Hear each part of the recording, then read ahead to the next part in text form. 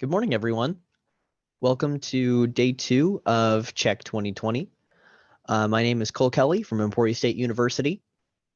If you have any questions for today's session, be sure to submit those through the button on the page for this session. Today's session is Rapidly Migrating to the Cloud with Amazon Professional Service by Amanda Tross from Kansas State University. And with that, Amanda, I will let you take it away. Good morning, everyone. My name is Amanda Tross, and I'm with Kansas State University, and I'm an IT project manager. I'm going to share my screen here. Here we go. And for the last year or so, I have been working with our teams here at K-State to migrate K-State to the cloud. And this has been a pretty heavy lift for K-State, and we couldn't have done that without Amazon's professional services. So I wanted to share the playbook that AWS operates by and how we at K-State use that playbook in concert with their professional services to rapidly accelerate our migration to the cloud. So during this presentation, I'll share with you our cloud first strategy, how Amazon operates, how we did that at K-State, and answer any questions you have at the end. So many of you know about a year ago, actually, during Check 2018, funny enough, there was a fire at our library on the Manhattan campus.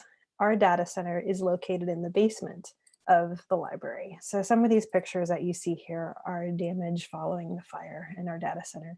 You can see all the water on the floor, standing water dripping over our servers. Even more pictures of damp ceiling, water coming in. On the far left, you see our servers wrapped up. That was our fire department who did that, and we really appreciate that. Helped save a lot of our equipment. And this is pretty devastating to K-State. This is a video. I know you can't hear the audio. We tested it before, but I want you to imagine, just for a moment, a Kansas storm, especially an April storm, when you forgot to clean out your gutters. You know, when your gutters are just overflowing, and the water's hitting the ground so hard out of your house, and you go, oh my gosh, my basement's gonna flood. That's what I want you to imagine the sound is right here.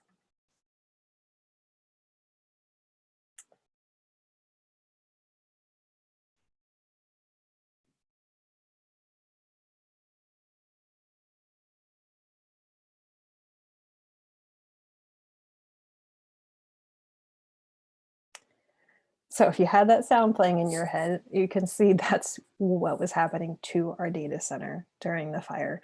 During the fire, the fire department's just were spraying water onto the roof of our library. And where does water have to go?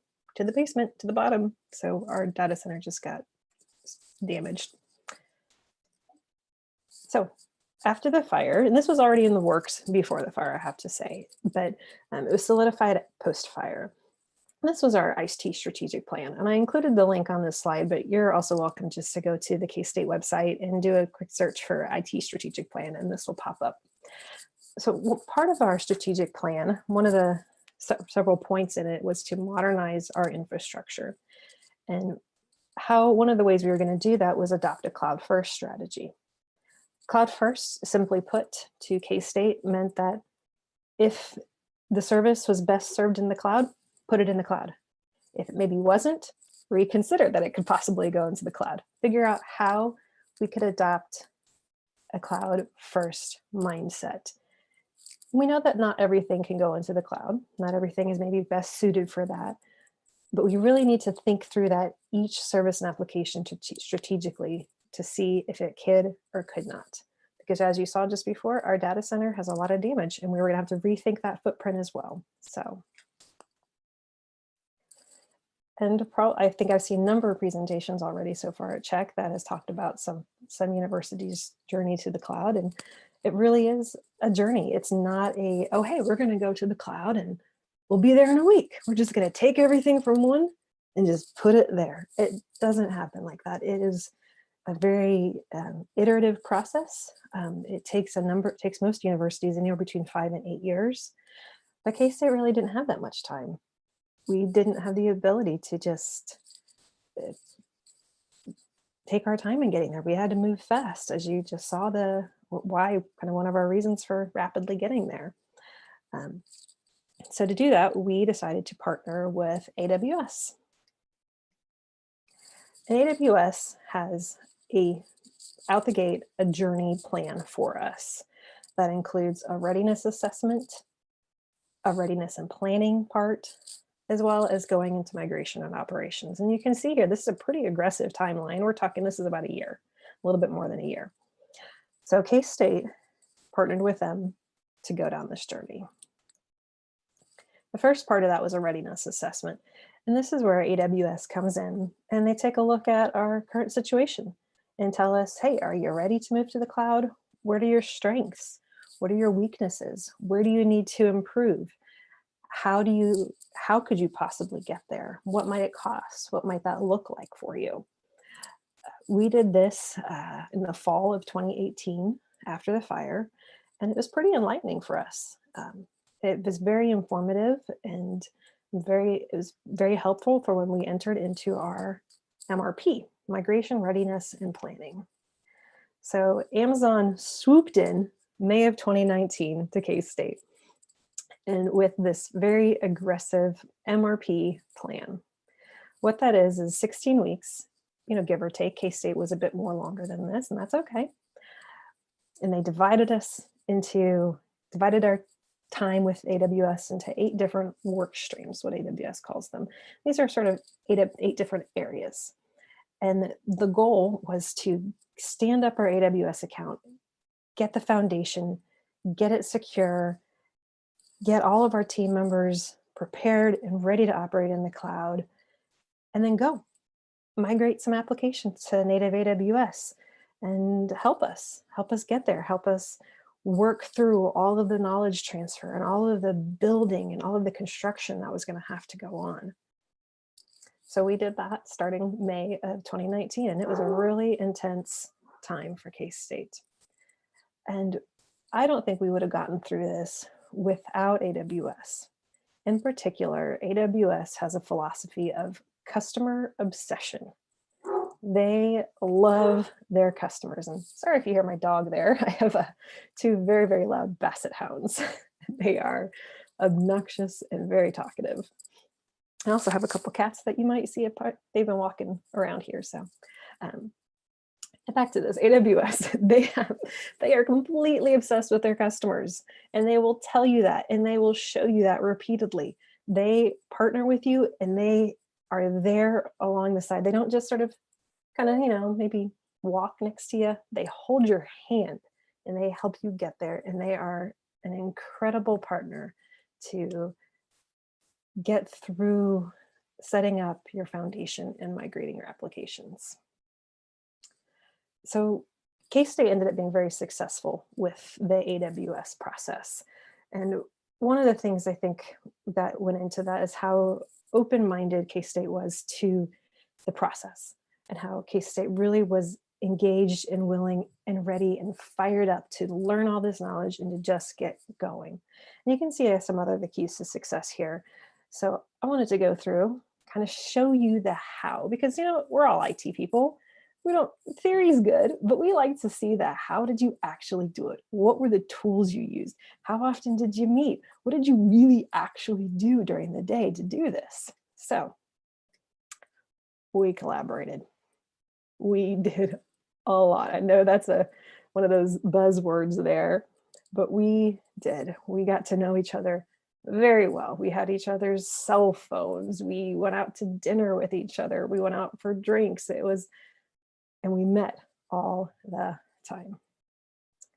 So this is a list, screen capture from, I think, one of our very first kind of, so you can see TBD in some of these spots here. I know these names don't mean a lot to you, unless you're from K-State and you might recognize a handful of them. And a lot of names are actually missing because our teams grew during the MRP. But what I wanted to kind of show you here, even though you don't recognize these names, is this is a very cross-functional group of people. From here on this list, we have people from engineering, we have some developers, we have library IT, we have help desk, we have security, we have database administrators, we have people like myself, project planners, and more. And we were all in this together. And that was key to K-State's success. And I will say that we worked together before. K-State has a pretty strong IT culture and IT family, but we didn't work in this way before. And so this project really, we had to learn a lot about each other and learn how to trust each other very deeply. One of the ways we did that was a lot of real-time chatting. This is a screenshot of our Rocket Chat tool. This is, I can't remember when this is from. This is quite a while ago, actually. We're well over 1,000 JIRA tickets now. But we stood up, actually AWS came in and got access to our Rocket Chat tool and created a bunch of these discussions. And we chatted all the time. And it wasn't just our K-State people in this chat, it was AWS as well. They were part of the team. They were K-Staters in a sense. And we would really just have a wonderful time getting in here and sharing not only technical details, but just fun anecdotes and just having a really good time with this MRP as well. So besides the real-time chatting through our Rocket Chat tool, we also used Confluence. This is a screenshot of our K-State portal for this project. So one of the things AWS came in and said to us was, hey, you have to have Confluence and you have to have JIRA, because we have a lot of documentation and a lot of cards that we're just going to pre-give you out the gate, pre-stock. So we stood up our Confluence, and this has been very key to our success, because this was allowing us to build documentation as we were building that foundation and building out our account. And this allowed for everybody to jointly circle around a same tool set. This is one of the pages here. This is setting up our landing zone. And actually this was not K-State's, just a screenshot, because ours kind of got pretty messy with filling in a lot of technical details. And I don't really want to share that in a recorded session. And in this Confluence though, we were able to use a diagramming tool, draw.io. And that really helped, because it was right then and there. Anybody could get in, anybody could create those, anybody could edit it. And we still use these. And we met. Besides that real-time chatting, that collaboration on that Confluence, we met and we met and we met and we met and we met some more. This is one of our sprint calendars. We had 1 week sprints. They start on Wednesday and end on Tuesday, which I know might seem strange. This is AWS's philosophy that you start midweek sprints. You have stand up on Wednesday, Thursday. You have a break on Friday. You have a break on Monday. Then you come back and you hit it hard on Tuesday to wrap up that sprint. So you can see here, the sprint was pretty light, actually. We just had one full day and some stand-ups and a couple other meetings here, but pretty light. This is later into the MRP. But this was the middle of the MRP. You can see a couple weeks there in July where we were very, very, very busy. And all these meetings we did over Zoom. So what we tried to do, and this is actually what we tried to do, is as best we could, if possible, we tried to meet in person. But we also did over Zoom because our AWS consultants weren't on the ground at K-State the entire MRP. They were based out of wherever they were, Texas, Virginia, Colorado. So we did a lot of Zooming. And each of these Zoom sessions were recorded. And then we later linked them to that sprint calendar in Confluence. The purpose of recording was so if somebody did miss a meeting, they could go back and watch that.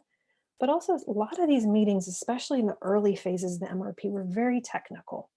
So this allowed us to be able to go back and rewatch and follow along with any steps that were done within that meeting. It also allowed us to, if we maybe didn't remember why we made a decision or what exactly was said, to inform that next step, why we did that, it allowed us to really go back and revisit, because as you saw in that calendar screenshot there, we were doing a lot. We were meeting a lot. We were working on all these work streams, a lot of the work streams simultaneously, and that was heavy information overload. So as we were working in a lot of those things, that's a lot of work in progress, a lot. And we used the JIRA tool. to get that done, and not only, of course, deliver value, because that's what us project managers, of course, only care about, right? But to show that, to really see that foundation in AWS getting built. This is a screenshot of our 23rd sprint there. You can see we have a lot going on. We're very, very busy. And we divided these into just 4 simple lanes here within our Kanban. And just to do, in progress, under review, and done. We got a little bit more fancy as we went along here. We started creating some components. So as we started doing some migration of applications, we could sort those through. As we started to get into more operational things that we had to do, we could do that. As we got into more cost optimization, we could sort through there. But we use this every day during stand-up, and we use this every day to guide what we had to do.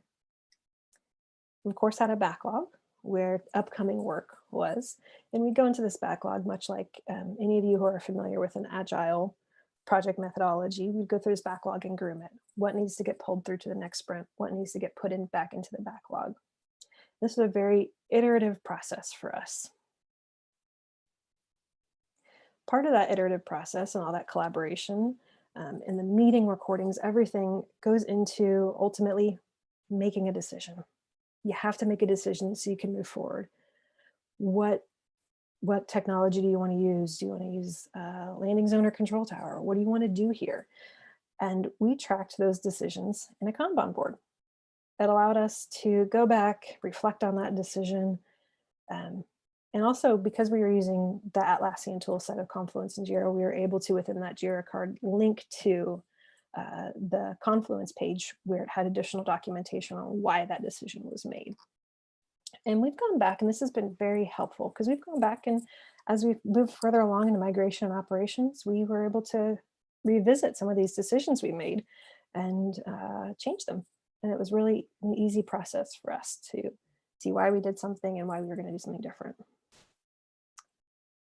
One of the biggest, if I have to say anything about migrating to the cloud, the most important thing that AWS did for K-State was to change our culture, was to bring us together, create more of an environment where we cared for each other, we supported each other, we trusted each other, and we all had a common goal.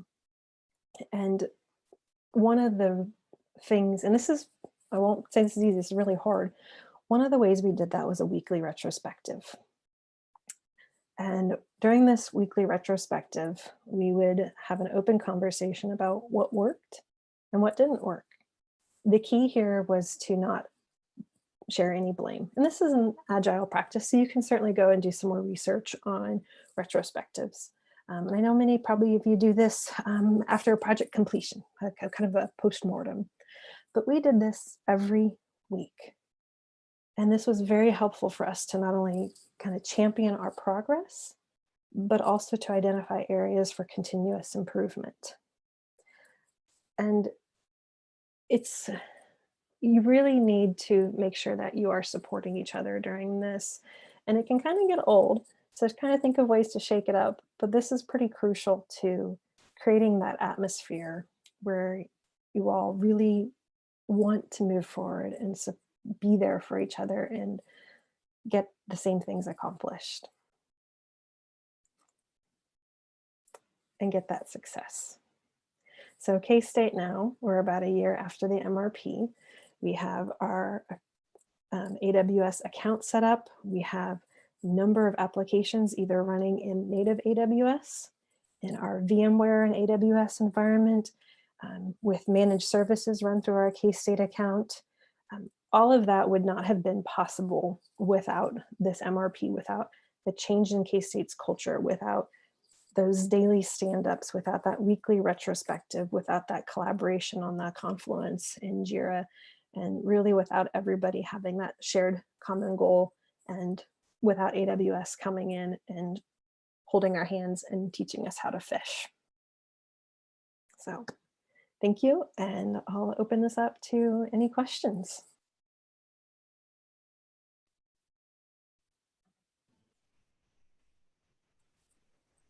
All right.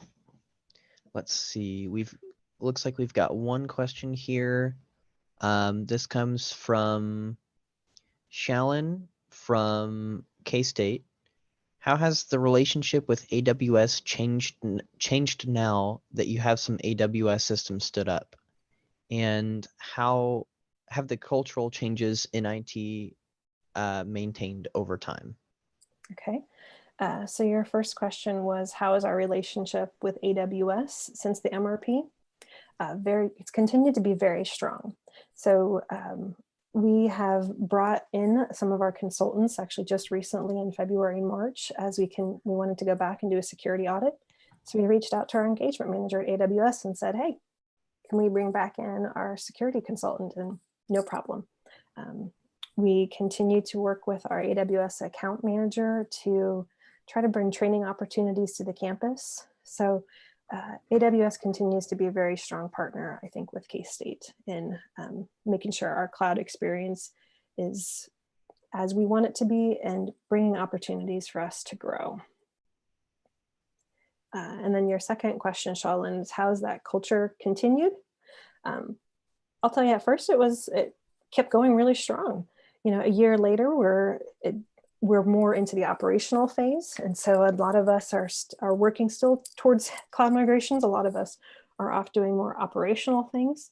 And so we continue, as part of that agile process is we do continuous improvement. For example, during the MRP, we started out with stand-ups 3 days a week, and then K-State moved that to 5 because we were going so fast and we felt that needed that 5. And actually just this week, we scaled back to 3.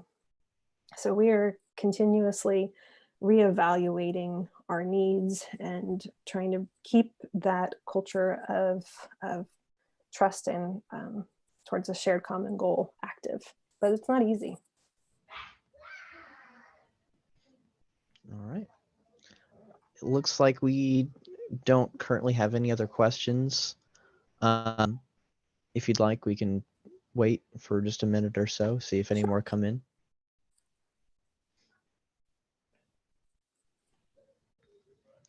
While we wait to see if we get any more questions, are there any final remarks that you'd like to give, Amanda?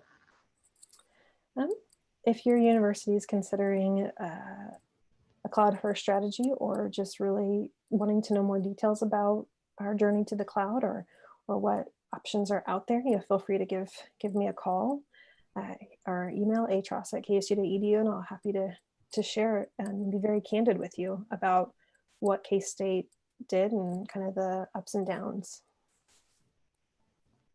Great. It doesn't look like we have any more questions.